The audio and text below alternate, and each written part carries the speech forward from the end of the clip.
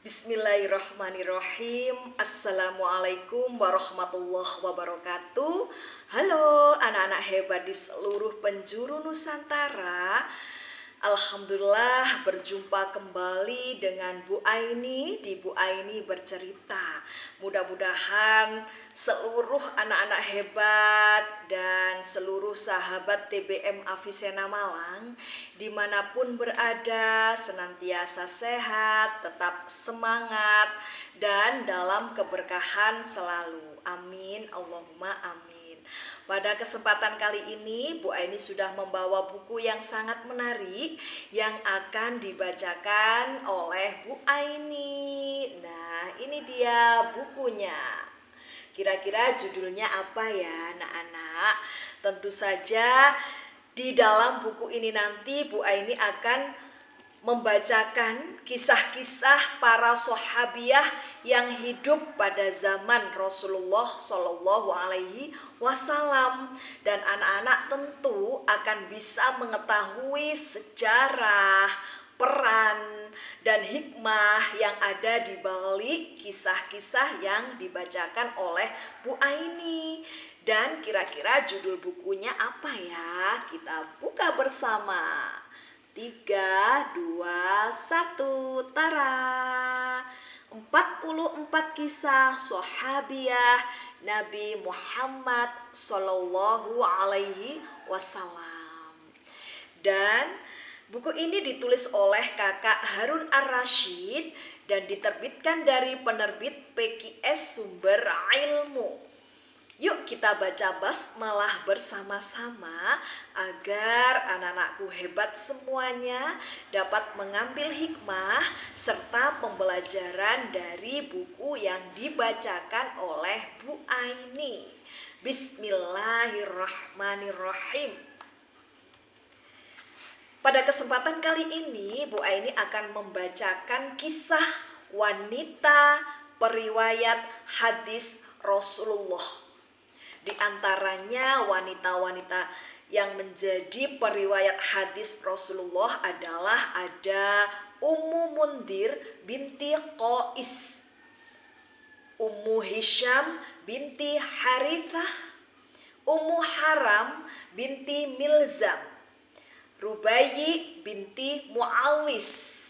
Dan kali ini Bu Aini akan membacakan kisah dari Ummu Mundir binti Qais yang merupakan wanita yang menjaga 2 baiat. Ummu Mundir memiliki nama asli Salma binti Qais. Ia adalah bibi Rasulullah. Ayahnya bernama Qais bin Amr. Ia memiliki 3 saudara yang bernama Sulaid, Ummu Sulaim, dan Umairoh. Ummu Mundir masuk Islam melalui dakwah Mus'ab bin Umair.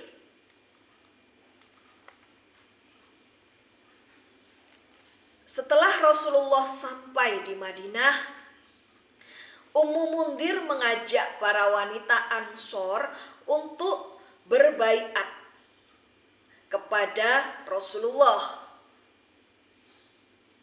Sejak saat itu Ummu Mundir menjadi wanita yang taat dalam beribadah dan berbuat baik kepada sesama manusia.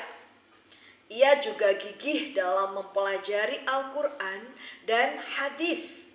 Rasulullah sering mengunjungi rumah Ummu Mundir dan makan di rumahnya. Ummu Mundir melayaninya dengan baik. Ia ingin membalas kebaikan Rasulullah yang telah mengajarkan agama Islam kepadanya.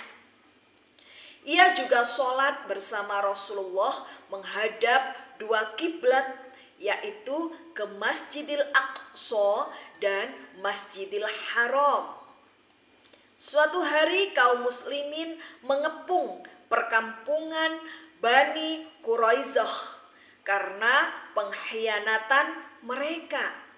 Mereka telah membukakan jalan bagi pasukan musyrikin untuk menghabisi kaum muslimin di Madinah. Banyak orang Yahudi dari Bani Quraidah yang ditawan. Salah satunya adalah Rifa'ah bin Sama'ul. Rifa'ah meminta perlindungan kepada Ummu Mundhir. Ia mengingatkan bahwa ia pernah membantu Ummu Mundhir dan saudaranya saat mengalami kesulitan. Lalu Ummu Mundhir menceritakan kebaikan Rifa'ah kepada Rasulullah. Ia juga meminta Rasulullah menyerahkan Rifa'ah kepadanya. Ummu Mundhir berjanji akan membuat Rifa'ah menjadi seorang muslim.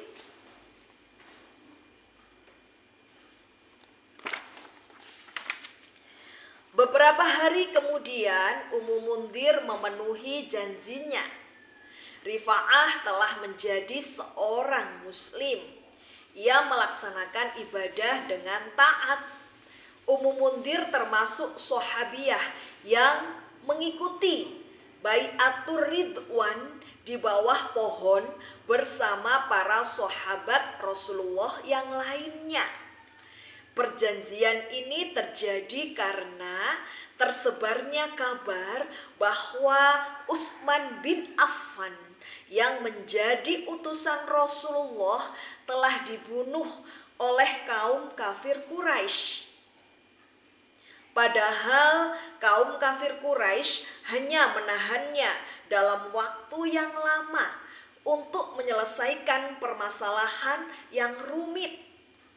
Allah pun meridhoi orang-orang yang berbaiat di bawah pohon. Allah mengharamkan neraka menyentuh jasad mereka. Ummu Mundhir termasuk sahabiyah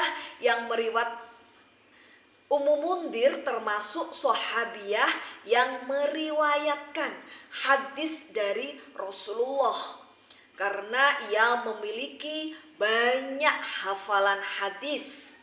Hadis-hadisnya kembali diriwayatkan oleh Ummu Sulaid bin Ayyub, Ayyub bin Abdurrahman, dan Yakub bin Abu Yakub. Setelah melalui banyak perjuangan, Ummu Mundhir akhirnya wafat. Nah, anak-anak hebat semuanya, hikmah yang dapat kita petik ya dari kisah Ummu Mundhir binti Qais diantaranya adalah yang pertama, seorang muslimah hendaknya membalas kebaikan orang lain. Kemudian yang kedua, kita dianjurkan memenuhi setiap janji yang kita buat dengan orang lain. Jangan sampai diingkari. Yang ketiga, Allah menghadiahkan surga kepada orang yang setia terhadap agama Islam. Amin, Allahumma amin. Dan mudah-mudahan anak-anakku hebat semuanya dapat mengambil hikmah serta pembelajaran dan senantiasa kisah yang dibacakan oleh Bu Aini senantiasa memberikan banyak manfaat serta keberkahan bagi kita semua. Amin, Allahumma amin. Bu Aini mohon maaf apabila ada kesalahan dan juga ada kekhilafan. Di Taman Makan Selasih cukup sekian dan terima kasih. Anak-anak tetap semangat membaca buku, tetap semangat belajar, dan juga teruslah menebar kebaikan kepada siapapun, kapanpun, dan dimanapun berada. Bu Aini akhiri, wassalamualaikum warahmatullahi wabarakatuh. Sampai berjumpa di Bu Aini bercerita selanjutnya ya. Dadah. Salam literasi.